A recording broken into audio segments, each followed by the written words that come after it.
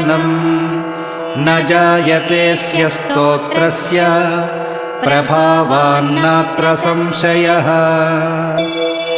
यो भक्त्या गुरुराघवेन्द्रचरणद्वन्द्वं स्मरन् यः पठेत् स्तोत्रं दिव्यमिदं सदा न हि भवेत्तस्या सुखं किञ्चन।